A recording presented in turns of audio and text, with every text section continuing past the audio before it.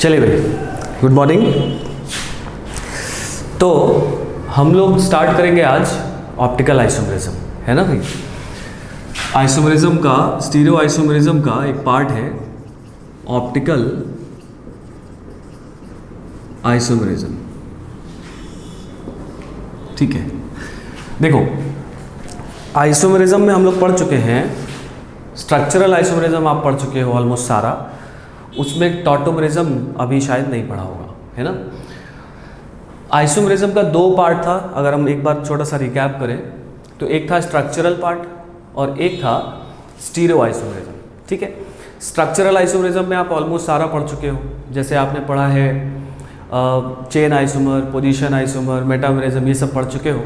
और अब आप उसमें टॉटोमेरिज्म बस छूटा हुआ है, और स्टीरियो आइसोमेरिज्म में दो पार्ट था अगर आप याद करें तो एक था कॉन्फॉर्मेशनल आइसोमेरिज्म और दूसरा है कॉन्फिगरेशनल आइसोमेरिज्म। ठीक है, कॉन्फॉर्मेशनल में आप लोगों ने थोड़ी थोड़ी बातें पढ़ी है, जैसे ओपन चेन मॉलिक्यूल का कॉन्फॉर्मेशंस बनाना सीखा हुआ है ना। और कॉन्फिगरेशनल आइसोमेरिज्म में आपने दो पार्ट थे, ज्योमेट्रिकल आइसोमेरिज्म और ऑप्टिकल आइसोमेरिज्म। तो ज्योमेट्रिकल आप लगभग सारा पढ़ चुके हो, और अब ये पोर्शन जो है ऑप्टिकल आइसोमेरिज्म यहाँ 12th में स्टार्ट होगा। ठीक है, चलिए भाई, तो यहाँ से स्टार्ट करते हैं हम लोग।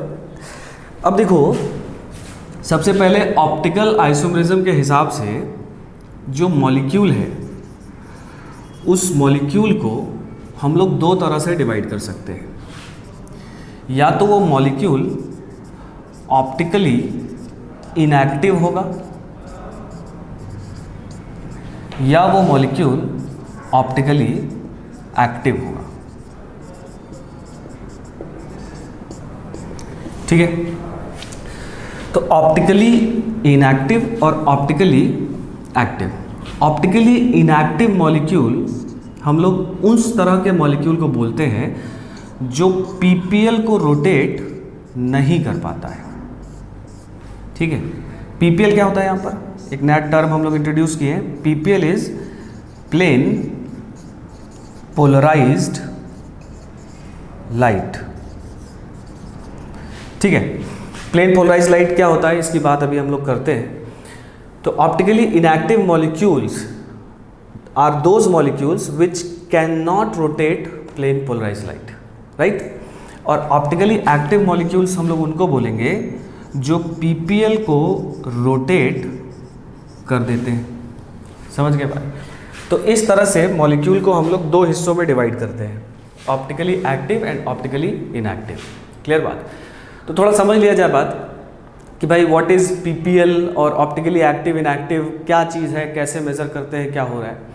ठीक है, ऑप्टिकल आइसोमेरिज्म जो नाम है, ये नाम जो है ये लाइट की, है ना, जो प्रॉपर्टी है उससे डिराइव्ड है। ठीक है, मॉलिक्यूल का लाइट के प्रति क्या इंटरैक्शन। ठीक है, तो उसी से रिलेटेड ये आइसोमेरिज्म है। जरा समझा जाए, धीरे धीरे सारी बातें समझ में आएंगी। जैसे सबसे पहले अगर हम लोग बात करें कि what is PPL, what is plane polarized light.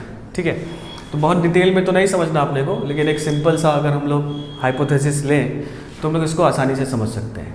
ठीक है, जैसे यहाँ पे कोई भी बहुत सारे लाइट सोर्स हैं, तो कोई भी लाइट अगर आ रही है अपने पास, ठीक है, तो लाइट की बहुत सारी रेज आ रही होंगी। तो उस रेज को अगर किसी एक रे को पकड़े और हम लोग उसको काट दें तो उसका जो क्रॉस सेक्शन होगा वो क्रॉस सेक्शन कैसा दिखाई देगा। देखो ऐसा कुछ क्रॉस सेक्शन दिखाई देगा नहीं। अच्छा, इस क्रॉस सेक्शन में क्या दिखाई देगा, है ना। तो देखो हम लोग को मालूम है कि जो लाइट होता है वो एक तरह से इलेक्ट्रोमैग्नेटिक वेव होता है, और उसमें इलेक्ट्रिक फील्ड और मैग्नेटिक फील्ड के कंपोनेंट जो है वो एक दूसरे के परपेंडिकुलर जो है वो वाइब्रेट करते हैं, और उन दोनों के perpendicular direction of propagation of light होता है। ठीक है, तो ये लाइट ऐसे आ रही है, इसको हम लोग ऐसे काटे थे, ये क्रॉस सेक्शन है। तो ये जो ऑर्डिनरी लाइट है, ठीक है, इस ऑर्डिनरी लाइट में जो इलेक्ट्रिक फील्ड का जो वाइब्रेशन है वो हर डायरेक्शन में होता है।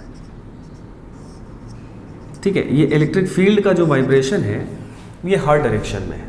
ठीक है, इलेक्ट्रिक फील्ड मतलब इसमें इस तरह से भी वाइब्रेट कर रही है, इस तरह से भी कर रही है, इस तरह से भी कर रही है, हर तरह से इलेक्ट्रिक फील्ड इसमें वाइब्रेट कर रही है। अब हम लोग इलेक्ट्रिक फील्ड ही क्यों बना रहे हैं? क्योंकि जो लाइट का ऑप्टिकल प्रॉपर्टी होता है वो उसके इलेक्ट्रिक फील्ड कंपोनेंट की वजह से ही होता है, ठीक है। अच्छा, तो ये अपना ऑर्डिनरी लाइट है।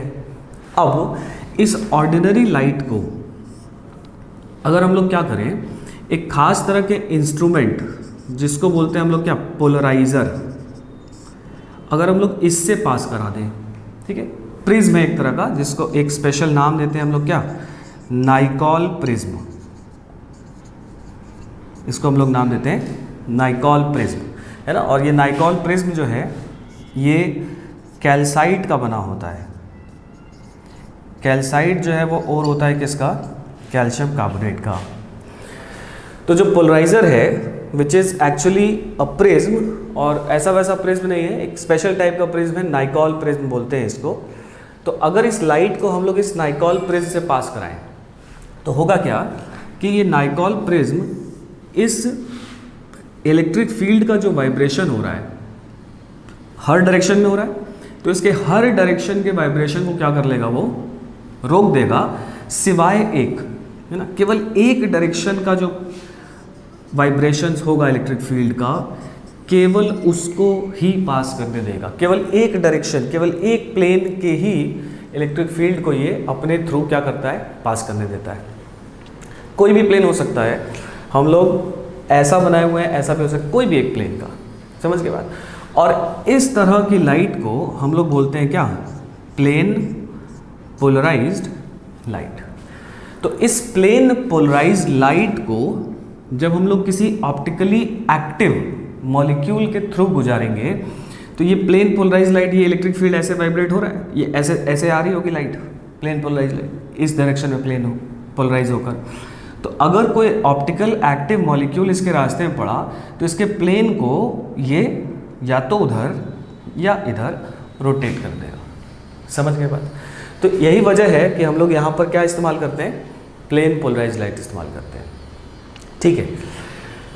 इसमें ये लाइट हम लोग नहीं ले सकते हैं क्योंकि इसमें तो हर डायरेक्शन में है, तो अगर रोटेट होगा तो पता कैसे चलेगा कि कौन रोटेट हुआ, है ना, या कितना रोटेट हुआ, जबकि इसमें अपने को पता चल सकता है। तो ये अपना थोड़ा सा पीपीएल का कॉन्सेप्ट है, ठीक है, आगे समझा जाए। अब देखो कैसे मेज़र किया जाता है कि कोई सब्सटेंस ऑप्टिकली एक्टिव है या उसमें और बातें क्या क्या है, ठीक है ना। तो इसको हम लोग क्लियर कर रहे हैं।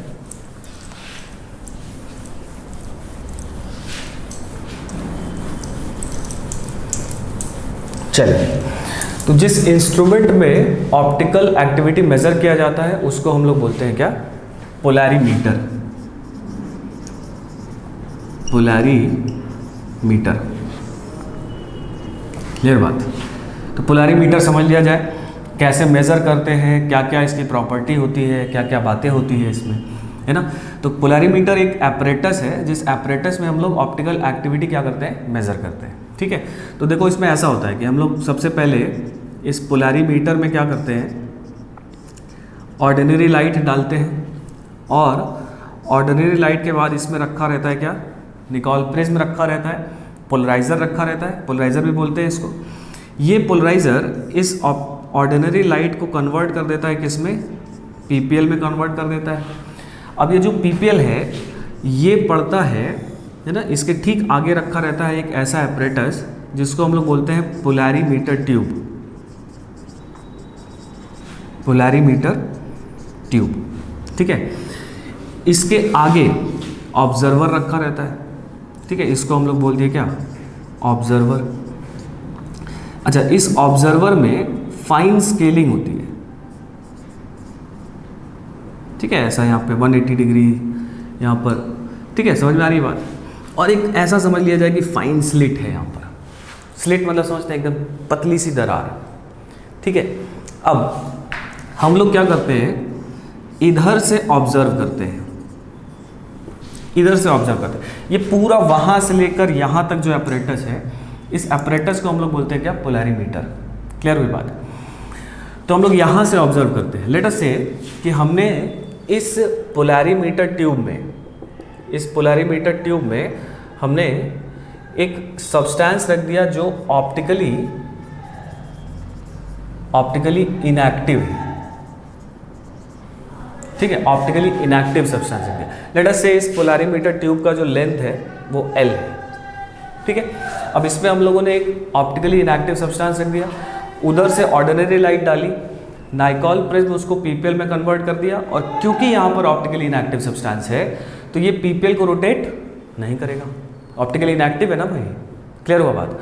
तो इधर से ऐसे पीपीएल आएगा और हम लोग इधर से देख रहे हैं, और हम ये पोलराइजर जो ये ऑब्जर्वर जो लगा हुआ है, इस ऑब्जर्वर से इस लाइट को पकड़ने की कोशिश करेंगे। तो ये जो स्लिट है ना, इस स्लिट से ये लाइट को हम लोग पास होने देंगे। तो अगर इसमें बिल्कुल भी रोटेशन नहीं हुआ है तो ये ठीक इस स्लिट से अपने को आता हुआ दिखाई देगा।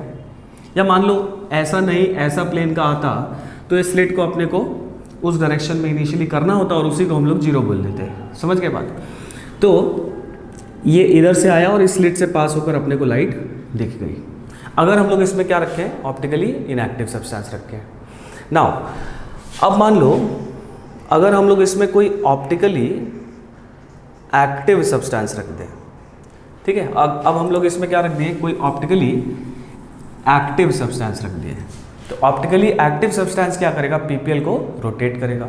तो अब जो लाइट आएगी और इस सॉल्यूशन के थ्रू जब गुजरेगी तो यहाँ पर इसका प्लेन रोटेट हो जाएगा। किधर रोटेट हो जाएगा, या तो क्लॉकवाइज हो जाएगा और या एंटी क्लॉकवाइज हो जाएगा। तो प्लेन रोटेट हो जाएगा तो अपना स्लिट तो अभी सीधा ही है, और जो लाइट आ रही है उसका प्लेन रोटेट हो गया है, तो स्लिट ऐसा कुछ आएगा, बात समझ में आ रही है। तो अगर ऐसा आएगा या ऐसा आएगा तो अपने को लाइट यहाँ पर दिखना बंद हो जाएगी। तो हम लोग क्या करेंगे भाई, ढूंढेंगे लाइट को। तो कैसे ढूंढेंगे, तो हम लोग क्या करेंगे, इस ऑब्जर्वर को हम लोग घुमाना शुरू करेंगे, भाई ढूंढो कहाँ गया। तो जब वो एंगल एग्जैक्टली मैच कर जाएगा, पैरेलल हो जाएगा, तब वो लाइट अपने को यहाँ पर दिख जाएगी, और हम लोग वो एंगल यहाँ पर नोट कर लेंगे कि भाई इतने डिग्री का रोटेशन हुआ है। कहानी आई समझ में। तो इस तरह से हम लोग यहाँ पर ऑप्टिकल एक्टिविटी मेजर करते हैं। क्लियर हुआ बात। चलिए अब देखो यहाँ पर एक बात और निकल कर आई, पोलैरिमीटर बात अपने को समझ में आ गई, कैसे हम लोग मेजर करते हैं ऑप्टिकल एक्टिविटी, कैसे ये एक्सपेरिमेंट किया जाता है। अब यहाँ एक चीज़ और समझ लें कि देखो भाई, मान लो अपना जो पीपीएल था, है ना, अपना जो पीपीएल था वो पीपीएल दो तरह से रोटेट हो सकता है, या तो वो रोटेट हो सकता है क्लॉकवाइज, या वो रोटेट हो सकता है क्या, एंटी क्लॉकवाइज। तो अगर पीपीएल को अपने मीन पोजीशन से इस ऑप्टिकली एक्टिव सब्सटेंस ने क्लॉकवाइज रोटेट कर दिया है ना, कैसा रोटेट कर दिया भाई, क्लॉकवाइज रोटेट कर दिया है, तो ऐसे सब्सटेंस को हम लोग डेक्स्ट्रो रोटेटरी बोलते हैं, डेक्स्ट्रो रोटेटरी बोलते हैं, और रिप्रेजेंट करते हैं ऐसे ऑप्टिकली एक्टिव सब्सटेंस को स्मॉल डी से या प्लस से। बात समझ में। तो क्लॉकवाइज जो लाइट को रोटेट करते हैं जो मॉलिक्यूल, जो optically active molecules, they are called dextro rotatory molecules and represented as D और प्लस। क्लियर। और इसका उल्टा, अगर मीन पोजीशन से लाइट को एंटी क्लॉकवाइज रोटेट कर दिया है, एंटी क्लॉकवाइज, ठीक है भाई, एंटी क्लॉकवाइज या काउंटर क्लॉकवाइज बोलते हैं, है ना। और ऐसे कंपाउंड्स को, ऐसे ऑप्टिकली एक्टिव कंपाउंड्स को हम लोग लेवोरोटेटरी बोलते हैं, ठीक है, लेवोरोटेटरी, और रिप्रेजेंट करते हैं एल से या माइनस से।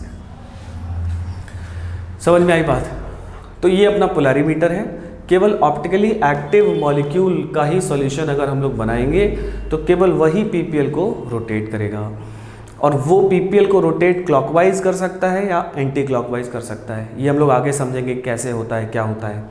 तो अगर क्लॉकवाइज रोटेट करेगा तो उसको डेक्स्ट्रो रोटेटरी बोलेंगे, और एंटी क्लॉकवाइज रोटेट करेगा तो उसको हम लोग लेवो रोटेटरी बोलेंगे। इतनी कहानी आई समझ में, ठीक है। यहाँ पर एक इम्पॉर्टेंट बात है कि कोई भी मॉलिक्यूल, कोई भी optically active molecule dextro rotatory है या लेवो रोटेटरी है। समझ के बात, टर्मिनोलॉजी समझिए, है ना, बहुत सिंपल सी बात।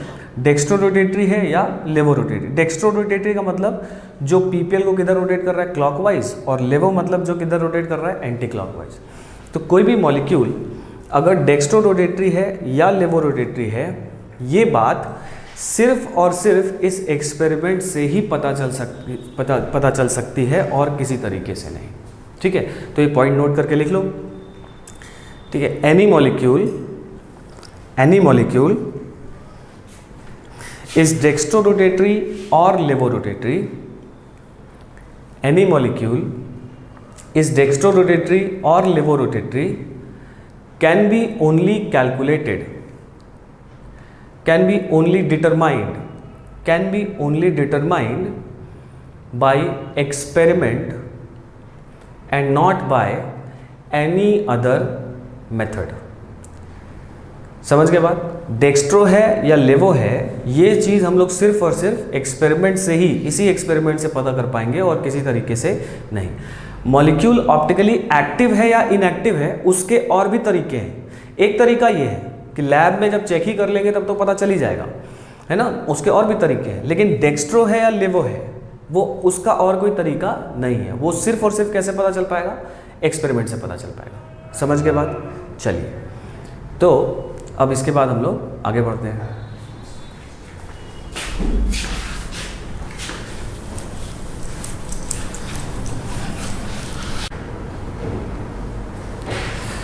देखो, तो पोलैरिमीटर तक कहानी समझ में आएगी।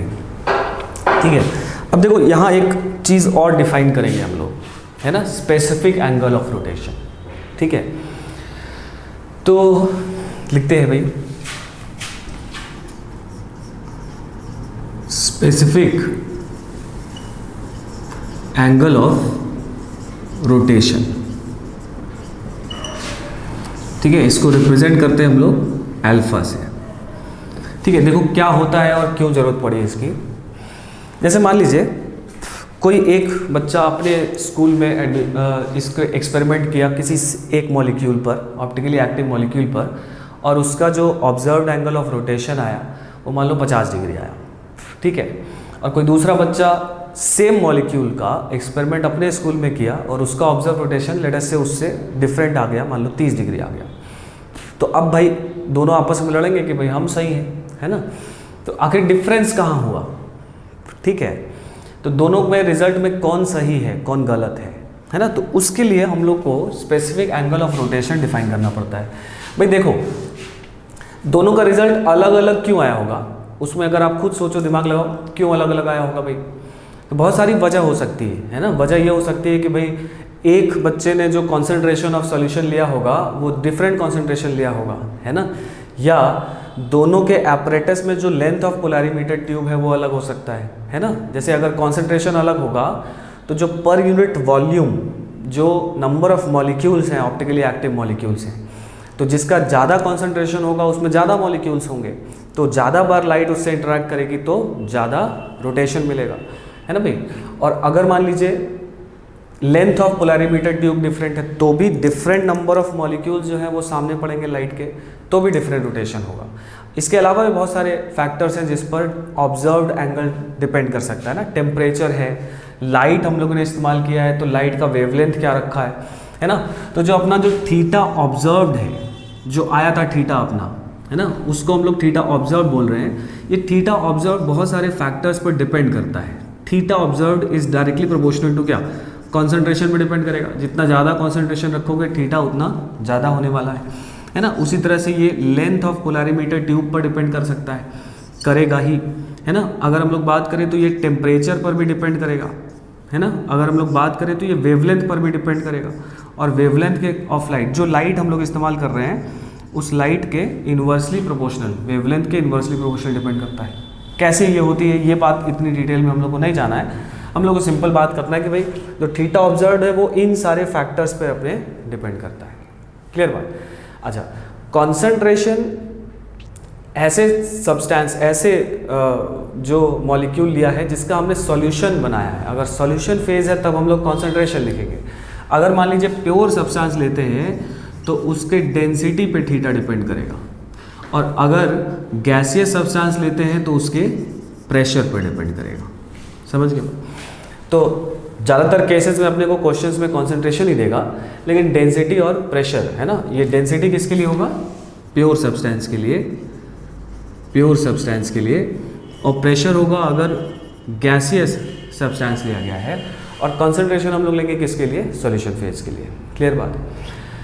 तो एक रिजल्ट पर पहुंचने के लिए हम लोग को क्या करना होगा? एक वैल्यू डिफाइन करें। भाई एक मॉलिक्यूल है, तो उस एक मॉलिक्यूल का जो रोटेशन है वो सबके, कहीं पर भी एक्सपेरिमेंट हो, यहाँ पर हो चाहे जापान में हो, कहीं पर भी एक्सपेरिमेंट हो, उसका जो एंगल ऑफ रोटेशन आना चाहिए वो क्या आना चाहिए? सेम आना चाहिए। तो इस वजह से हम लोग एक नया टर्म यहाँ पर डिफाइन कर दिए, स्पेसिफिक एंगल ऑफ रोटेशन। ठीक है, ये स्पेसिफिक एंगल ऑफ रोटेशन ऐसे डिफाइन किया जाता है। देखो, specific angle of rotation at a particular wavelength and at this temperature, ये रिपोर्ट करते हैं हम लोग कि specific angle of rotation of this molecule at this wavelength of light and at this temperature is equal to क्या? Theta observed बटा में concentration into length of polarimeter tube. ये अल्फा अपना डिफाइन होता है, स्पेसिफिक एंगल ऑफ रोटेशन। ठीक है भाई, जो भी थीटा आया, अगर हमने लैम्डा और टेम्परेचर फिक्स्ड कर दिया, तो जो भी थीटा आया divided by concentration divided by length of polarimeter tube, मतलब theta observed per unit concentration per unit length of polarimeter tube will be same for everybody. Clear बात है ना? लेकिन इस फॉर्मूले पर अप्लाई करते समय आप एक चीज़ ध्यान रखिएगा कि यहाँ पर जो कॉन्सेंट्रेशन जो C लिया हुआ है, ये हम लोग को ग्राम पर ml में रखना है यहाँ पर, इस जगह पर, और लेंथ ऑफ पोलरिमीटर ट्यूब हम लोग को रखना है डेसीमीटर में। ये चीज़ ध्यान रखिएगा। ठीक है, और इस फॉर्मूले पर न्यूमेरिकल भी आ सकता है। क्लियर बात? चलिए, तो ये हो गया अपना स्पेसिफिक एंगल ऑफ रोटेशन। आगे बढ़ा जाए।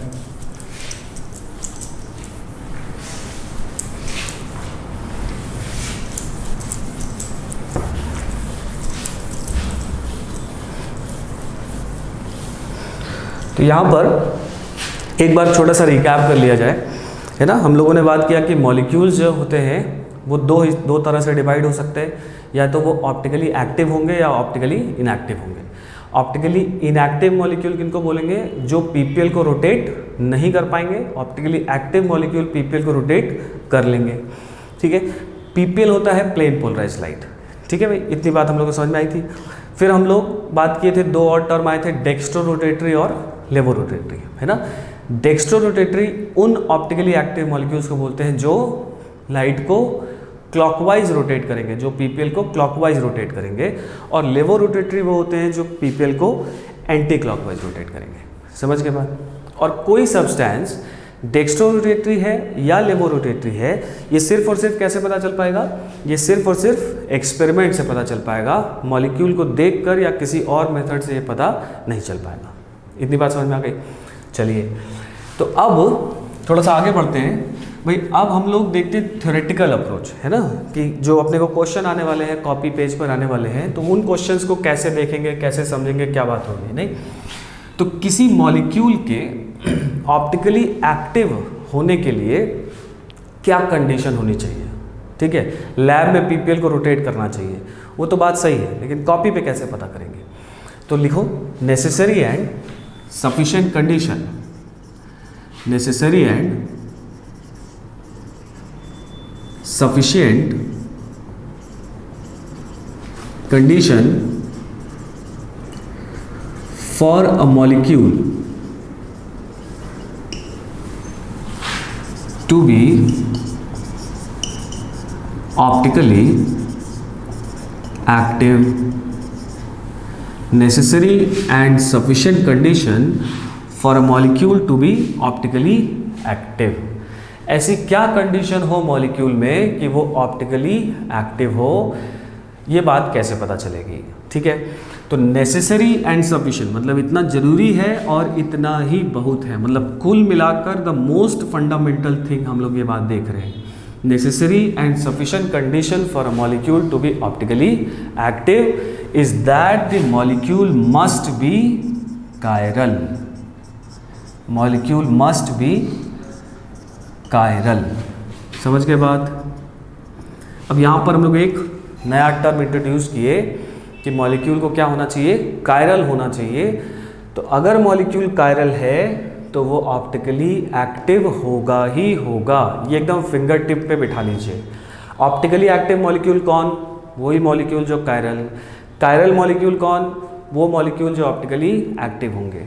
अब जरा समझा जाए कि व्हाट इज कायरल, है ना। कायरल मतलब क्या, तो कायरल होना किसी मॉलिक्यूल का या किसी भी सब्सटेंस का या किसी भी चीज़ का कायरल होना is a property, is a phenomena, है ना।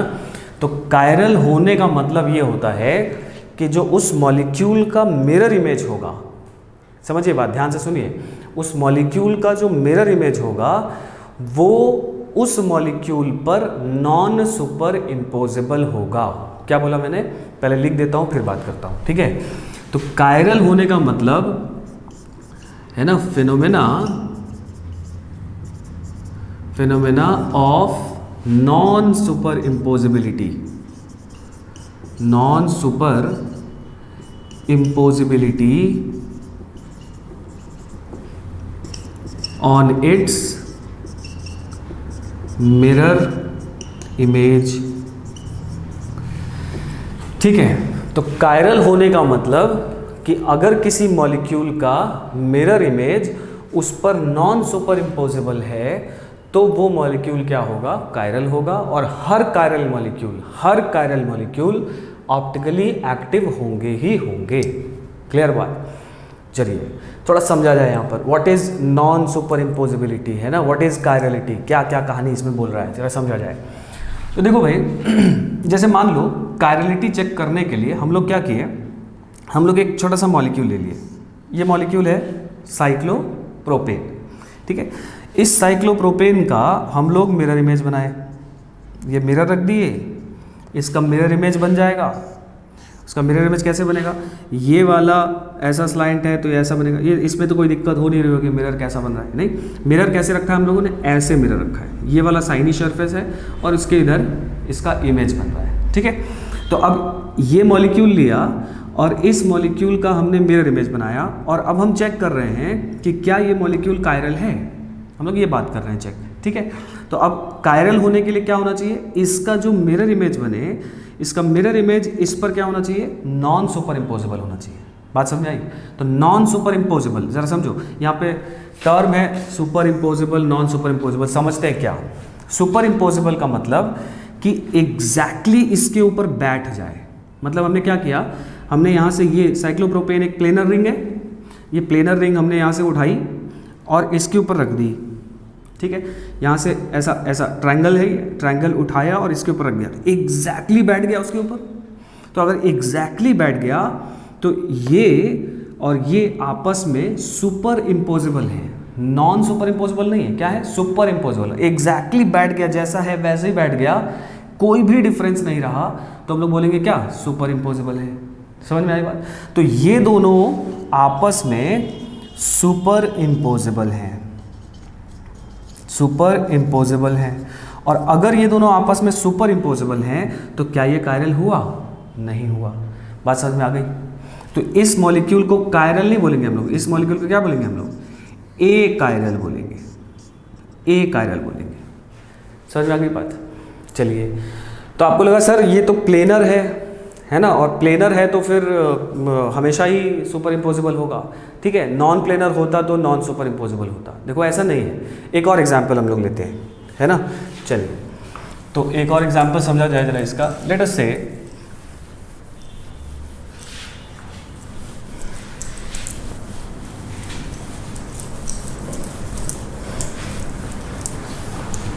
जैसे मान लो हम लोगों ने एक एग्जाम्पल ले लिया मीथेन का। मीथेन तो एक नॉन प्लेनर मॉलिक्यूल है।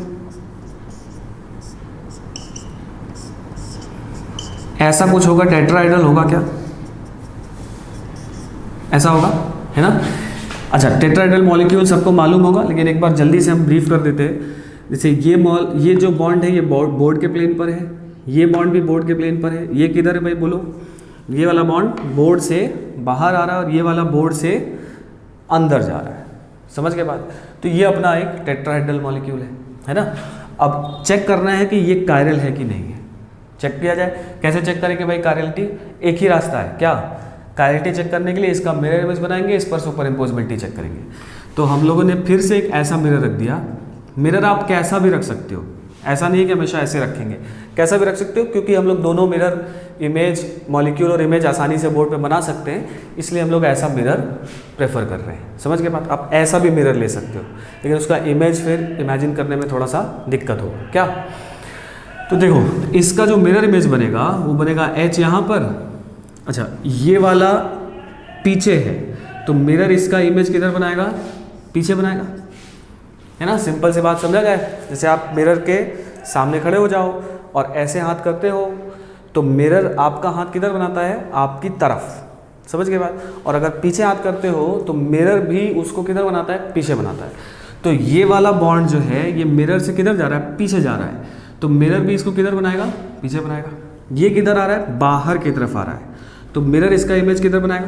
बाहर ही बनाएगा कि अंदर बना देगा? बाहर ही बनाएगा। ये अंदर जा रहा है तो मिरर इसका भी इमेज जो है किधर बनाएगा? अंदर ही बनाएगा। तो ये मॉलिक्यूल बन गया और उसका मिरर इमेज ये बन गया। अब अपने को चेक करना है कि क्या ये कायरल है, और वो बात हम लोग चेक करेंगे कैसे, कि ये इसके इमेज पर क्या होना चाहिए? नॉन सुपर इम्पोजिबल होना चाहिए। क्लियर हुआ बात? चलो देखा जाए। तो अब देखो, इसको अगर सीधा उठा के रखोगे, सीधा यहाँ से इसको पकड़े, इसको सीधा उठा के रखे, तो यहाँ पर तो एक जो बोर्ड के प्लेन पर बॉन्ड है वो H ऐसा है, और जो दूसरी तरफ है वो इधर है ना, दूसरा जो बोर्ड के प्लेन वाला बॉन्ड है H। जब इसको उठा के रखोगे तो ये वाला H किधर आएगा? इस तरफ आएगा। और एक H बाहर, एक H अंदर है, एक H बाहर, एक H अंदर है। इसको ऐसे मत समझो कि सर ये इधर बना हुआ है, ये इधर बना हुआ, नहीं, ये एक आगे है और एक पीछे है। बनाने के लिए हम लोग ऐसा बनाते हैं, ठीक है ना? तो आप बोलोगे सर जब हम इसको इधर रखेंगे तो एक H ऐसा आएगा और एक H प्लेन वाला इधर आएगा, जबकि इसमें इधर है। तो इसको उठा के इस पर रखेंगे तो ये सुपर इम्पोजिबल नहीं दिखाई दे रहा है। क्लियर हुआ बात? लेकिन रुको, सुपर इम्पोजिबिलिटी चेक करते समय हम मॉलिक्यूल को उलट पलट कर सकते हैं। सुपर इम्पोजिबिलिटी चेक करते समय हम मॉलिक्यूल को उलट पलट कर सकते हैं। बॉन्ड नहीं तोड़ सकते, कोई बॉन्ड तोड़ के अपने हिसाब से नहीं चिपकाना है, लेकिन मॉलिक्यूल को उलट पलट कर सकते हैं। समझ के बाद? तो अब मान लो हमने एक ऐसा एक्सिस ले लिया और इस एक्सिस पर इस मॉलिक्यूल को हम लोग 180 डिग्री क्या कर दिए? घुमा दिए। 180 डिग्री ऐसे घुमा दिए, तो ये वाला H इधर आ जाएगा। बोलो भाई, बाहर जो H आया हुआ है किधर चला जाएगा? अंदर। अगर मैं एक और पेन लूँ और आपको समझाऊँ, तो एक H इसमें बाहर है और दूसरा वाला H किधर है? अंदर है। ऐसा है कुछ क्या? और ये वाला इधर था। जब इसको 180 डिग्री घुमाओगे तो ऐसा कुछ हो जाएगा, मतलब अंदर वाला H बाहर और बाहर वाला H अंदर। एग्जैक्टली ऐसा बनेगा क्या? बिल्कुल बनेगा। तो ये और ये भी आपस में क्या हो गए? सुपर इम्पोजिबल हो गए। समझ में आ गई बात? तो ये भी सुपर इम्पोजिबल है, और अगर ये सुपर इम्पोजिबल है तो ये मॉलिक्यूल भी क्या है? ए कायरल है। कायरल का उल्टा ए कायरल। क्लियर हुआ बात? चलिए आगे बढ़ते हैं।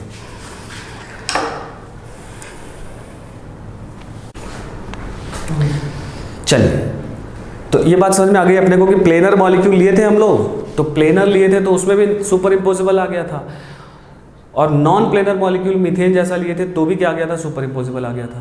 क्लियर हुई बात? चलो, तो मतलब प्लेनरिटी और नॉन प्लेनरिटी से सुपर इम्पोजिबिलिटी और नॉन सुपर इम्पोजिबिलिटी का कोई भी लेना देना नहीं है, इस पर कंफ्यूज मत होना। समझ गए बात? चलो अब देखा जाए, है ना। अब मान लो एक और एग्जाम्पल बोल लेते हैं। जैसे हमने ले लिया CH2DTF। ये समझ में आ रहा है क्या है? बहुत बड़ा मॉलिक्यूल दिख रहा है ना? बड़ा नहीं है, देखो कार्बन से 4 वैलेंसीज हैं HDTF, है ना। इसका स्ट्रक्चर अगर हम लोग बनाएं, लेट अस से हमने बना दिया CH, यहाँ बना दिया D, यहाँ बना दिया T, और यहाँ बना दिया हम लोगों ने F। ठीक है, ये मॉलिक्यूल बना दिया, और इसका कायरलिटी चेक करना है। कायरलिटी चेक करने का मतलब जब भी मैं बोलूँ तो क्या समझेंगे बात? इसका सुपर इम्पोजिबिलिटी और नॉन सुपर इम्पोजिबिलिटी चेक करना है। क्लियर हो रही है? तो अब इसका जब मिरर इमेज बनाएंगे हम लोग तो देखो ऐसा बनेगा, H इधर, D इधर है तो D यहाँ बनेगा। आप खुद से ट्राई करो, देखो बन रहा है क्या, T ऐसा बनेगा और F ऐसा बनेगा, दिख रहा है, ऐसे ही बना। अब इसकी सुपर इम्पोजिबिलिटी चेक करिए, आप चेक करिए एक बार, बताइए सुपर इम्पोजिबल है या नहीं है, करके बताओ। ठीक है, देखो अब क्या है, इसमें ऐसे रखोगे तो नहीं सुपर इम्पोजिबल है, तो दिखाई दे रहा है सबको, है ना। तो इसमें भी वही करेंगे सर, इसमें भी अगर हम लोग ये एक्सिस ले लिए और इस एक्सिस पे 180 डिग्री अगर हम लोग घुमा देंगे तो ये वाला D इधर आ जाएगा तो सुपर इम्पोजिबल हो जाएगा, लेकिन इस बार नहीं होगा। देखो क्यों, क्योंकि D जो है वो इधर आ गया, ठीक है मान गए, लेकिन इसमें T बाहर और F अंदर है, इसमें T बाहर है और F अंदर है, और जब इसको रोटेट करोगे D इधर आएगा तो T अंदर और F बाहर आएगा, T अंदर और F बाहर आएगा। इसमें क्या है, T बाहर और F अंदर, नहीं आया। बोलो सर अगर हम लोग ऐसे रोटेट कर दें, आप इसको कैसे भी रोटेट करो, इस पर टाइम देना घर पे, है ना, अलग से बैठना और इसको देखना कि कैसे सुपर इम्पोजिबल। आपके पास ये मैं होमवर्क दे रहा हूँ, इसको सुपर इम्पोजिबल दिखा के बताओ कैसे सुपर इम्पोजिबल है, कभी नहीं आएगा। देखना इस पर थोड़ा सा टाइम देना, क्योंकि ये ज़्यादा आपका कॉन्फिडेंस, जो कायरलिटी पर कॉन्फिडेंस है वो क्या करेगा, बढ़ाएगा। समझ के बाद, तो ये और ये आपस में non superimposable mirror images हैं। तो अगर ये दोनों आपस में नॉन सुपर इम्पोजिबल हैं, नॉन सुपर इम्पोजिबल हैं, तो इसका मतलब ये मॉलिक्यूल क्या हो गया, कायरल हो गया। समझ गए बात। और हर कायरल मॉलिक्यूल ऑप्टिकली एक्टिव होगा ही होगा, तो ये ऑप्टिकली एक्टिव होगा ही होगा। अगर हम लोग इसकी बात करें सर ये कायरल है क्या, तो ये भी कायरल है, ये भी कायरल है, क्योंकि इसका मिरर इमेज ये है और ये इस पर नॉन सुपर इम्पोजिबल है। फिर कुछ लोग कंफ्यूज होंगे, सर ये तो मिरर इमेज बनाए थे इसका। भाई मॉलिक्यूल जो नेचर है वो तो ऐसा भी मॉलिक्यूल बना सकती है ना, ऐसा क्यों बनाई है, ऐसा बनाई है तो ऐसा भी बना सकती है, तो ऐसा भी मॉलिक्यूल एग्जिस्ट कर सकता है। और ये कायरल है, ये भी कायरल है और ये भी कायरल है। कहानी समझ में आ गई, है ना। अच्छा, यहाँ पर एक चीज़ और है, ठीक है, ये और ये आपस में एक दूसरे के स्टीरियो आइसोमर हैं क्या, बिल्कुल है।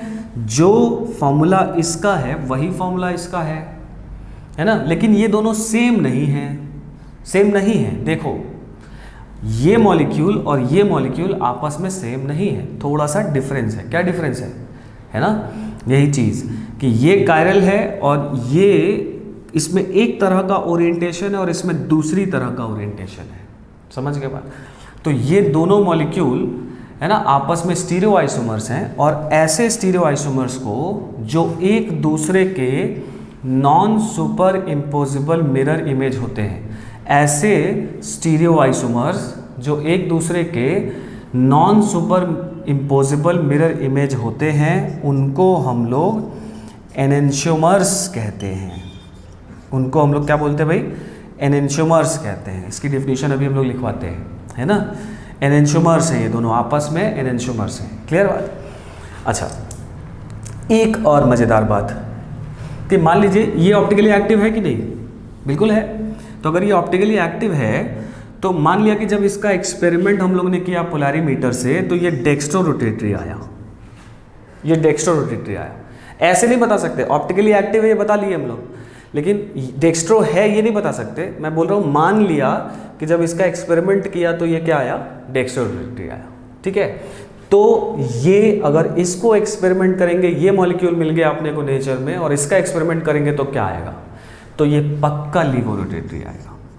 ये मज़ेदार बात है, समझ के बात। तो डेक्स्ट्रो और लीवो की कहानी समझ में आएगी, है ना, कि अगर कोई मॉलिक्यूल डेक्स्ट्रो रोटेटरी होता है, कोई optically active molecule dextro rotatory होता है ना, तो उसका जो मिरर इमेज होता है वो हमेशा क्या होता है, लेवो रोटेटरी होता है। मैं फिर से वही बात कहूँगा कि डेक्स्ट्रो और लेवो मॉलिक्यूल को देखकर नहीं पता कर सकते हम लोग, समझ के बाद। ये ऑप्टिकली एक्टिव है पता कर लिए, लेकिन अगर ये डेक्स्ट्रो है तो ये पक्का लीवो है, अगर ये लेवो है तो ये पक्का डेक्स्ट्रो है। ये बात हम लोग कर सकते हैं। आई इतनी कहानी समझ में? तो एनेंशियोमर्स की डेफिनेशन फटाफट लिख लिया जाए, है ना।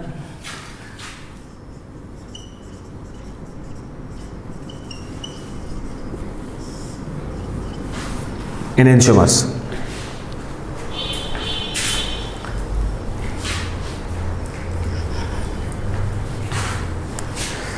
ठीक है, लिखो। Enantiomers are stereoisomers, enantiomers are stereoisomers which are enantiomers are stereoisomers which are non-superimposable mirror images of each other. Enantiomers are stereoisomers which are non-superimposable mirror images of each other. समझ के बात? तो enantiomers एक दूसरे के non super imposable mirror images होते हैं, ठीक है। चलिए यहाँ तक बात समझ में आई, थोड़ा सा आगे बढ़ते हैं।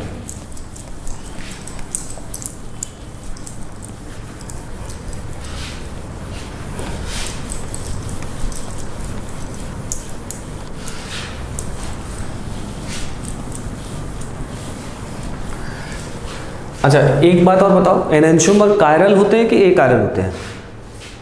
ऑफ कोर्स कायरल होंगे ना भाई, ऑफ कोर्स कायरल होंगे, क्योंकि एनेंशियोमर्स ऑप्टिकली एक्टिव ही होते हैं, है ना, और एक दूसरे के non superimposable mirror image होते हैं।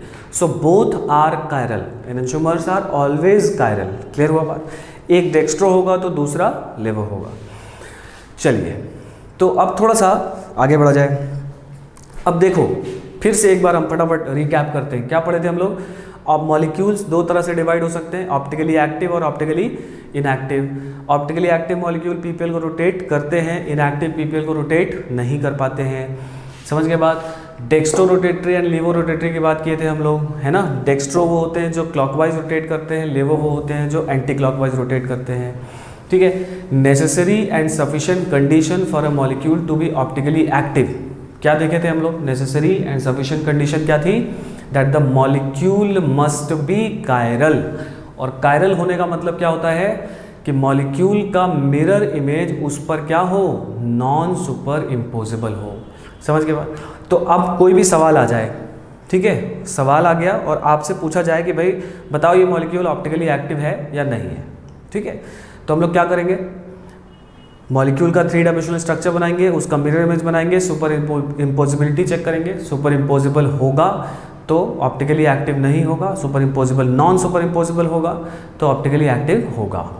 लेकिन हम लोगों ने एक कार्बन का एक टेट्राहेड्रल मॉलिक्यूल लिया था, है ना, और उसका सुपर इम्पोजिबिलिटी चेक करना भी बड़ा डिफिकल्ट काम था, है ना।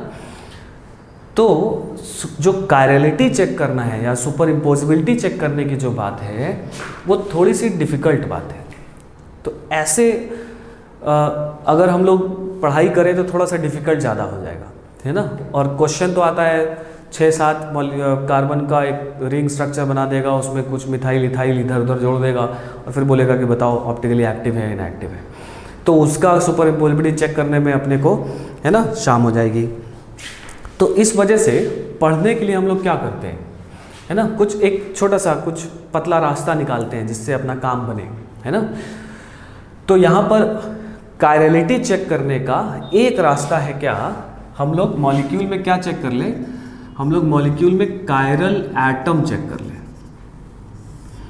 मॉलिक्यूल में कायरल एटम चेक कर ले, ठीक है।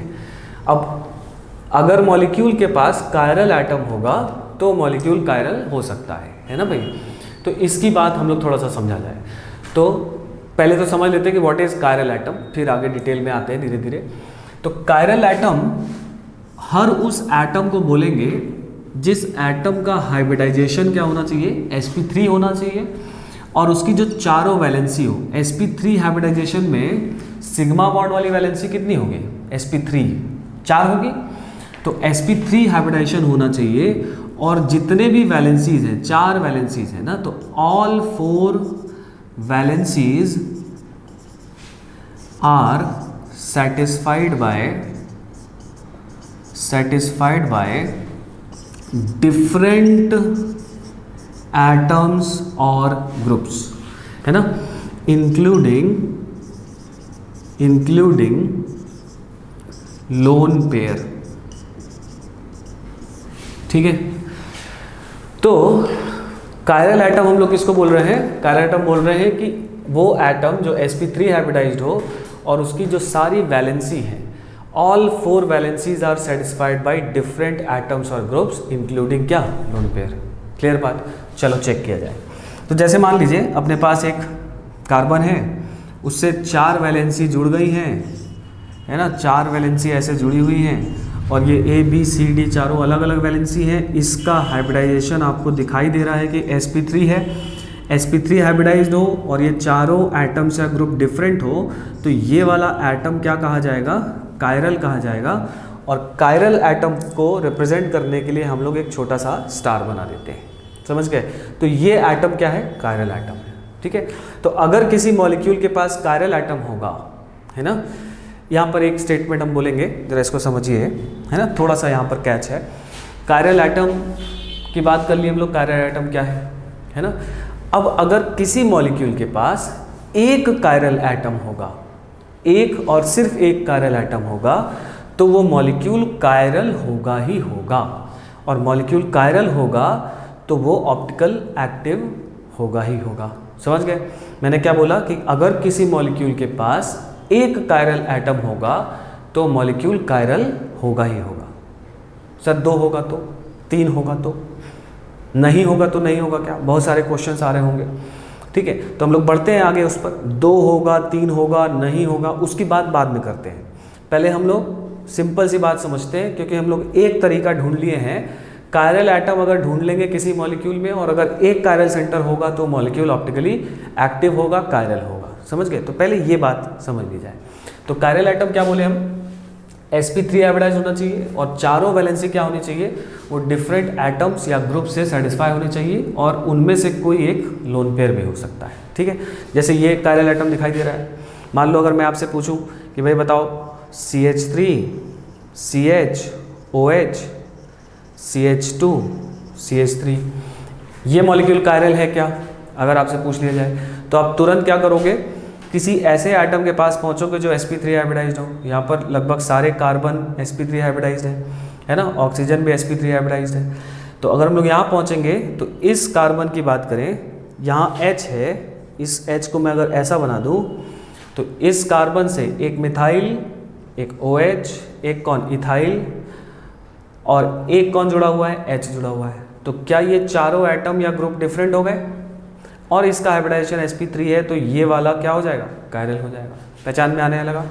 जैसे मान लो अगर अमोनिया का कोई डेरिवेटिव है, मान लो H है, यहाँ D है, यहाँ पर क्या है? CH3 है मान लीजिए। आपसे कोई पूछे कि बताओ भाई ये कायरल है क्या? तो सबसे पहले क्या चेक करोगे? कोई भी आइटम हो सकता है ना। तो सबसे पहले क्या चेक करोगे कि इस नाइट्रोजन का हाइब्रिडाइजेशन क्या है भाई? तो एक लोन पेयर और 3 सिग्मा। मुझे तो sp3 दिखाई दे रहा है, sp3 है। और ये चारों एटम या ग्रुप, देखो ये तीनों तो डिफरेंट है ही और लोन पेयर इन तीनों से डिफरेंट है, तो चारों डिफरेंट हो गए। तो इस वजह से ये वाला नाइट्रोजन भी क्या हो गया? कायरल हो गया। दिख रहा है?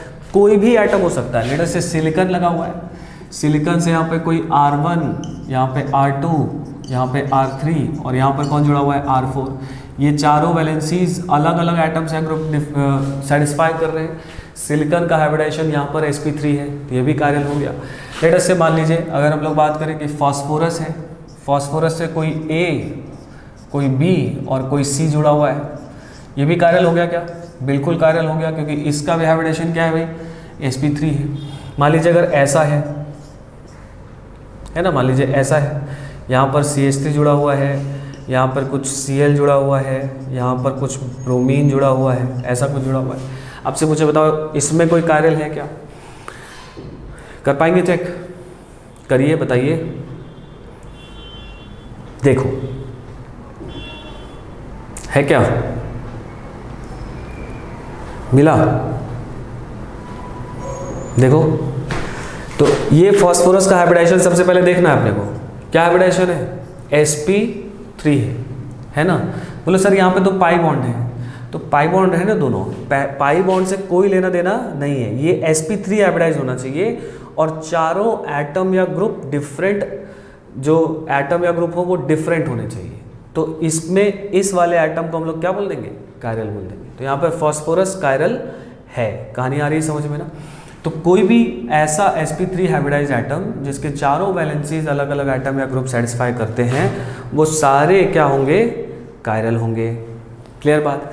अच्छा, कोई भी एटम हो सकता है, जैसे फॉस्फोरस हमने ले लिया, सिलिकॉन ले ही लिया, जर्मीनियम हो, आर्सेनिक हो, है ना, एंटीमनी हो, कोई भी ऐसा एटम जिसके चारों, है ना, एटम या ग्रुप जो सेटिस्फाई कर रहा है वैलेंसीज वो अलग अलग हो, है ना, तो वो एटम क्या कहलाएगा, कायरल कहलाएगा।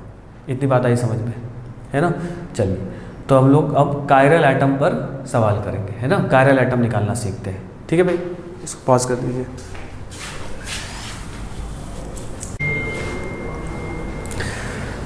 ठीक है, कायरल एटम समझ में आ गया सबको। चलो सवाल लिखो, लिखो find all chiral centres. Chiral centres और कायरल एटम एक ही बात है ना। Find all chiral centres in the following. ठीक है, चलिए, तो मैं क्वेश्चन दे रहा हूँ, फटाफट आपको बताना है इसमें कितने कायरल एटम है। कायरल एटम्स पहचानना है आपको।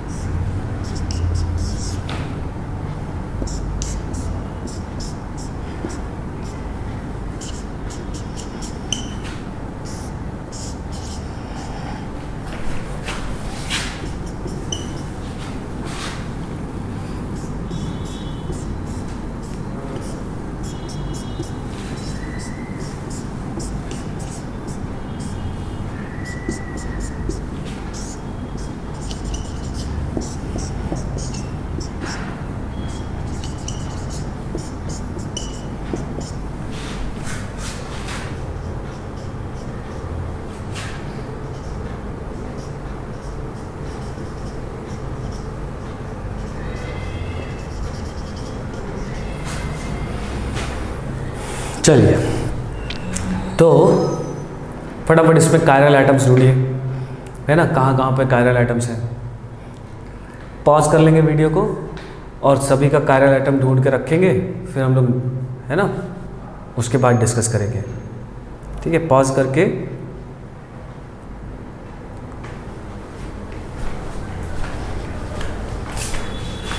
हाँ भाई कर लिया होगा, देखा जाए फटाफट। तो इसके पास ये कायरल एटम है, दिखाई दे रहा है ना। इस कार्बन से एक मिथाइल, एक COH, एक OH और एक कौन है, H है। तो ये कायरल एटम हो गया। इसमें बताओ, इसमें कोई भी कायरल एटम नहीं है ना। ये वाला हो सकता था, लेकिन इसमें इधर और इधर दोनों क्या हो गए, मिथाइल हो गए, एक H हो गया और एक इथाइल हो गया। अगर इन दोनों में से एक डिफरेंट होता तो ये कायरल हो जाता। ठीक है, इसकी बात करें, इसके पास कोई कायरल दिखाई दे रहा है क्या आपको? तो ये वाला कायरल है क्या, देखो तो, है ना। इस कार्बन पे एक हाइड्रोजन, एक मिथाइल, एक इथाइल और एक प्रोपाइल। तो ये वाला आइटम क्या हो गया, कायरल हो गया। इसके पास देखो जरा, इसके पास कोई कायरल आइटम है क्या, चेक किया जाए। देखो क्या निकाले हैं, कायरल के कायरल, देखो चेक किया जाए। इस कार्बन पर एक मिथाइल है और एक कौन है भाई, हाइड्रोजन है। दोनों वैलेंसीज अलग हो गई। अब इधर की वैलेंसीज सेम है कि अलग है, कैसे चेक किया जाए। तो देखो इस तरह का जब रिंग आ जाता है तो हम लोग क्या करते हैं, इधर से घूम के पूरा यहाँ तक चलते हैं और इधर से भी घूम कर पूरा यहाँ तक चलते हैं। मतलब यहाँ से घूम के वापस यहाँ आएंगे, यहाँ से घूम के वापस यहाँ जाएंगे। अगर दोनों तरफ से चलने पर कोई डिफरेंस आ जाए, कहीं पर भी जो डिफरेंस आ जाए, बस वहीं रुक जाएंगे और वो वैलेंसी क्या हो जाएगी, डिफरेंट मानी जाएगी। तो जब हम लोग इधर से चले तो ये आया CH2, फिर आया CH2, फिर आया CH2 और वापस यहाँ आ गए। इधर से चले तो क्या आया CH2, फिर आया CH2, फिर आया CH2, फिर वापस यहाँ आ गए। कोई डिफरेंस मिला? नहीं मिला। तो इसका मतलब ये दोनों वैलेंसी क्या हो गई? सेम हो गई। बोलो भाई, समझ में आई बात? इसमें कोई डाउट नहीं है ना? इधर से चलेंगे, इधर से चलेंगे, जहाँ पर भी डिफरेंस अगर आ गया दोनों तरफ से चलने पर कोई भी डिफरेंस आ गया तो ये दोनों वैलेंसीज क्या मान ली जाएंगी? डिफरेंट। और अगर नहीं डिफरेंस आया तो दोनों वैलेंसीज क्या मानी जाएंगी? सेम मानी जाएंगी। ये बात समझ में आ गई? तो इधर से चले हम लोग 1 2 3 इधर से, और इधर से चले 1 2 3 कार्बन, तीनों CH2 पढ़ रहे हैं, तो ये एटम कायरल नहीं है। इसको देखो, तो इस वाले कार्बन को चेक करेंगे हम लोग, क्योंकि बाकी सब जगह तो 2 हाइड्रोजन है ही, है ना? तो इस वाले को चेक करोगे तो यहाँ पे हाइड्रोजन है, यहाँ कुछ नहीं बना तो मिथाइल है, ये दोनों वैलेंसी डिफरेंट हो गई। इधर से चले तो CH2 पड़ा, और इधर से चले तो CH और उस पर एक जुड़ा हुआ मिथाइल पड़ा। तो इधर से चलने पर, इधर से चलने पर सेम हुआ कि डिफरेंट? डिफरेंट हो गया। तो डिफरेंट हो गया तो ये वाला आइटम क्या हो गया? कायरल हो गया।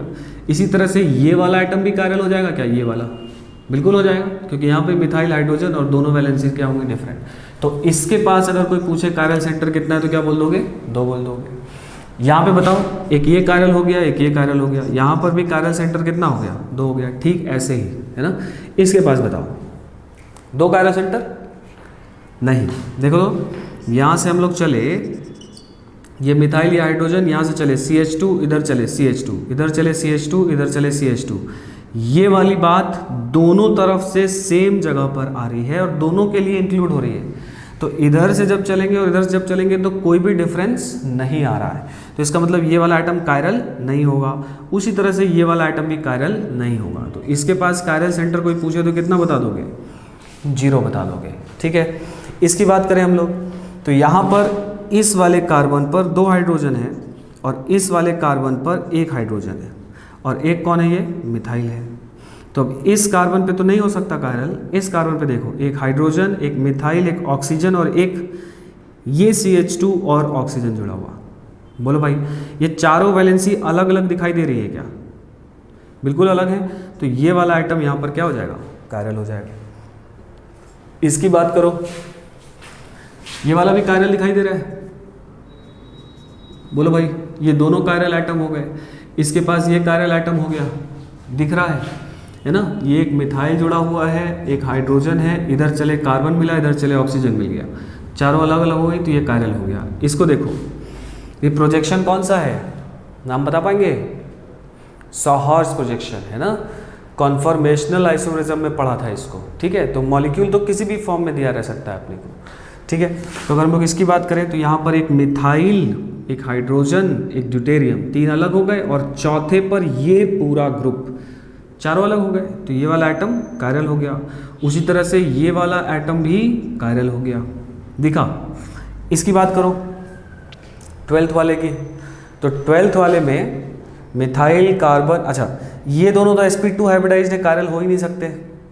ये दोनों sp3 हाइब्रिडाइज्ड है बस, और जिन पे 3-3 हाइड्रोजन जुड़ गया है तो वैलेंसी डिफरेंट नहीं है, तो इसमें भी कोई भी कायरल सेंटर नहीं मिलेगा अपने को।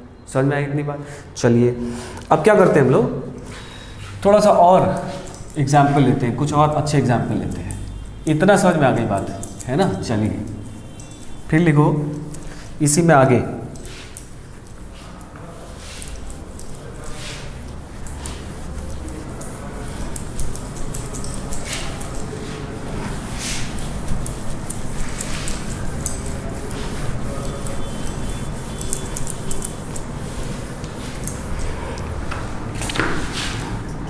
चलिए आगे इसी में देखा जाए।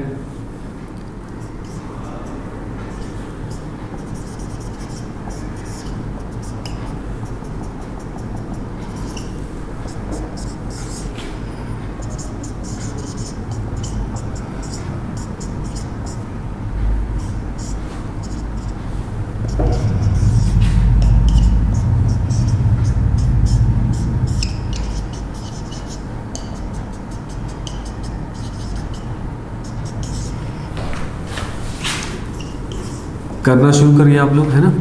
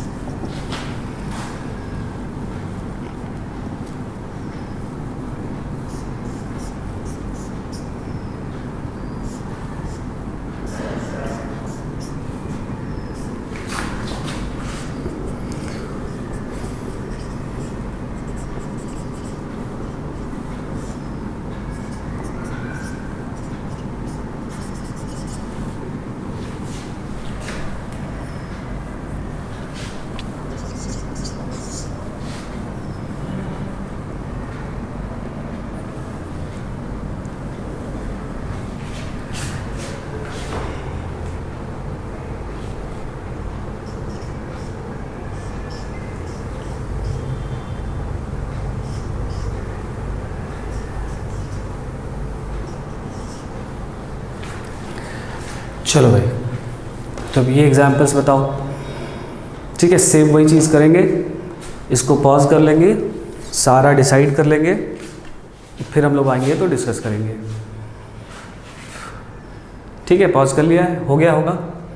चलो भाई, तो अब इसमें ये कुछ थोड़े से ठीक एग्जाम्पल्स हैं, है ना, इसमें थोड़ा सा देखा जाए कौन कौन कायरल एटम है। इसके पास बताओ, क्या ये कायरल एटम है? क्या ये कायरल है? बोलो भाई। बिल्कुल है ना। ऑक्सीजन, मिथाइल, फ्लोरीन, क्लोरीन, चारों अलग अलग हो गए, कायरल हो गए। इसमें कोई एटम कायरल दिखाई दे रहा है? बोलो सर ये नाइट्रोजन दिखाई दे रहा है, क्योंकि इस नाइट्रोजन का पर एक मिथाइल है, एक इथाइल है, और एक ये पूरा ग्रुप है, और एक लोन पेयर है। ठीक है, तो ये नाइट्रोजन कायरल अपने को दिखाई दे रहा होगा। ठीक है, लेकिन ये नाइट्रोजन यहाँ पर कायरल नहीं है, बताओ क्यों? करेक्ट, क्यों है? क्यों नहीं है यहाँ पर? क्योंकि यहाँ पर ऐसा रेजोनेंस है। तो अगर ऐसा रेजोनेंस है तो इस रेजोनेंस से क्या हो जाएगा भाई? इसको मिटा रहा हूँ मैं, है ना, आप बाद में देख लीजिएगा। देखो, अगर इसका ऐसा रेजोनेंस हो रहा है तो इसका एक रेजोनेटिंग स्ट्रक्चर ये मिलेगा क्या? जरा देख कर बताओ तो। N और यहाँ पर प्लस चार्ज, ऐसा मिलेगा। अच्छा, इस नाइट्रोजन का हाइब्रिडेशन यहाँ पर बोलो मुझे, 1 सिग्मा, 2 सिग्मा, 3 सिग्मा, है ना, और एक तो पाई है। तो इस नाइट्रोजन का हाइब्रिडेशन क्या है यहाँ पर? sp2। तो ये नाइट्रोजन रेजोनेंस की वजह से sp2 कैरेक्टर कंटेन कर रहा है, और sp2 एटम कभी भी कायरल नहीं हो सकता। मॉलिक्यूल जो होगा, ये जो मॉलिक्यूल होगा, ये मॉलिक्यूल ऐसे एग्जिस्ट करेगा या ऐसे एग्जिस्ट करेगा? दोनों में से किसी की तरह एग्जिस्ट नहीं करेगा। ये मॉलिक्यूल इसके और इसके, इन दोनों रेजोनेटिंग स्ट्रक्चर्स के हाइब्रिड की तरह एग्जिस्ट करेगा। और अगर हाइब्रिड की हम लोग बात करें तो उस हाइब्रिड में इस नाइट्रोजन के पास sp2 कैरेक्टर होगा, इसलिए नाइट्रोजन कायरल नहीं होगा। बढ़िया सवाल है, ध्यान रखिएगा, है ना। अगर लोन पेयर इन्वॉल्व है और वो रेजोनेंस में है तो कायरल नहीं होगा। जैसे अगर एक छोटा सा एग्जाम्पल मैं और ले लूँ, मान लो अगर मैं यहाँ पर बात करूँ कि भाई CH2 डबल बॉन्ड CH, यहाँ पर NH CH3, ऐसा आपको दे देता और पूछता बताओ ये नाइट्रोजन कायरल है क्या? तो आप लोग क्या करते है ना, कि ये नाइट्रोजन से सर एक हाइड्रोजन जुड़ा है, एक मिथाइल जुड़ा है, और एक ये कौन सा ग्रुप जुड़ा है? विनाइल ग्रुप बोलते हैं इसको ना, CH डबल बॉन्ड CH2।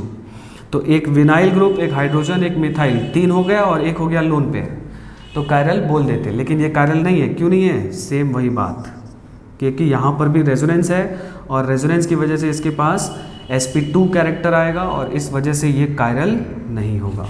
समझ के बाद, ये कायरल नहीं होगा। तो यहाँ पर कोई भी एटम कायरल नहीं है।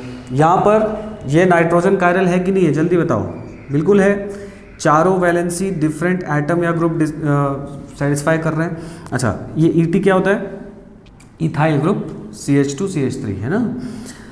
यहाँ पे प्लस चार्ज है, तो प्लस रहने दो, प्लस से कुछ लेना देना नहीं अपने को, प्लस माइनस जो है रहने दो। बस अपने को देखना क्या है, sp3 हाइब्रिडाइज होना चाहिए, और चारों आइटम्स या ग्रुप्स क्या होने चाहिए? डिफरेंट होने चाहिए। इसकी बात करो, बिल्कुल यहाँ पर ये कायरल हो जाएगा क्या? सल्फर का हाइब्रिडाइजेशन बोलो मुझे, sp3 है ना।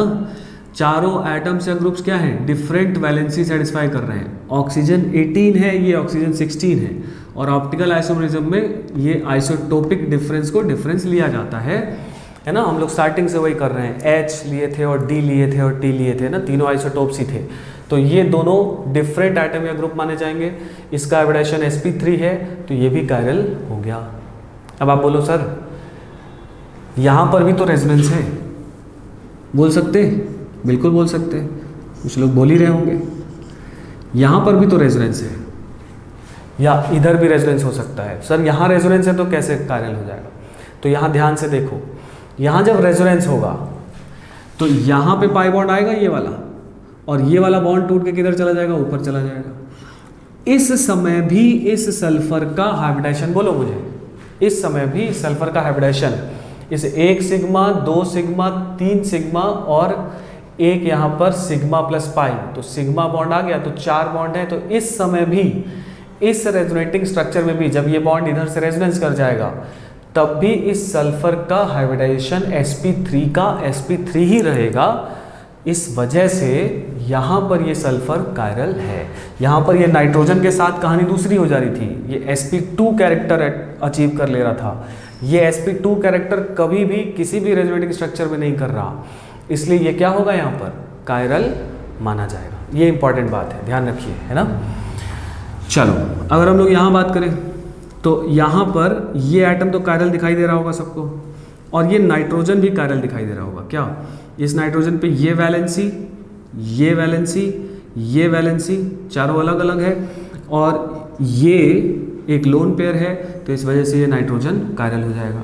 ये वाला एटम भी कायरल होगा। क्या देखो तो यहाँ पर एक H है, एक ये वैलेंसी डिफरेंट हो गई, ये वैलेंसी डिफरेंट हो गई, ये वैलेंसी डिफरेंट हो गई, तो इसके पास टोटल कायरल सेंटर अगर कोई पूछे तो कितना बोल दोगे? 3 बोल दोगे। कहानी आई समझ में? ये बता दो कितने लोगों ने सही किया है, देखा जाए इसमें कितने कायरल एटम है। तो एक ये कायरल है, ठीक है, एक यहाँ पर H होगा, एक ये कायरल है, ये तो ढूंढ लिया होगा। एक ये भी कायरल है, नहीं है। क्या है कि नहीं है? बोलो भाई, समझ में आ रही है बात? चेक किया जाए तो बोलो सर यहाँ पर भी तो ये रेजोनेंस में आ जाएगा, ये ऐसा रेजोनेंस में आएगा, तो इसके पास भी sp2 कैरेक्टर आ जाएगा। लेकिन ध्यान से देखो, यहाँ पर इस नाइट्रोजन की पोजीशन ब्रिज हेड है। क्या ब्रिज हेड है? ब्रिज हेड पढ़े हो ना, तो ये ब्रिज हेड पर है, और ब्रिज हेड पर जब ये ऐसा रेजोनेंस करेगा तो यहाँ पाई बॉन्ड आएगा, और ब्रिज हेड पर पाई बॉन्ड नहीं आ सकता, क्योंकि high degree of angle strain molecule में क्या हो जाता है? डेवलप हो जाता है। तो यहाँ पर ये वाला रेजोनेंस नहीं हो रहा होगा। ध्यान से समझिए बात को, बेसिक स्ट्रेन जब किए होंगे तो इस तरह का क्वेश्चन आया होगा सामने। तो ये वाला नाइट्रोजन का लोन पेयर डीलोकलाइज्ड नहीं है, नहीं है तो क्या है? एक ही डायरेक्शन में है, और इस वजह से ये जब रेजोनेंस नहीं होगा तो ये नाइट्रोजन क्या होगा? कायरल होने वाला है। तो यहाँ पर क्योंकि ब्रिज हेड पर था, रेजोनेंस नहीं हो रहा था, इसलिए यहाँ पर ये नाइट्रोजन भी कायरल होगा। अब तो इसके पास 1 2 3 कायरल सेंटर है, ठीक है, इसके पास कायरल सेंटर 3। आई कहानी समझ में? इसमें जल्दी से बता दो कितने कायरल सेंटर हैं। देखो तो इसके पास एक ये, दूसरा, तीसरा, चौथा, पांचवा, छठा, है ना।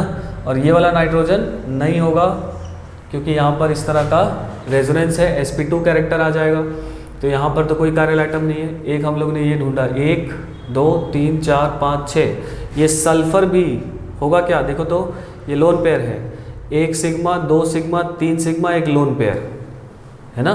तो ये सल्फर भी यहाँ पर क्या हो गया? sp3 हाइब्रिडाइज हो गया, तो ये सल्फर एटम भी कायरल हो गया। तो टोटल कितने हो गए भाई?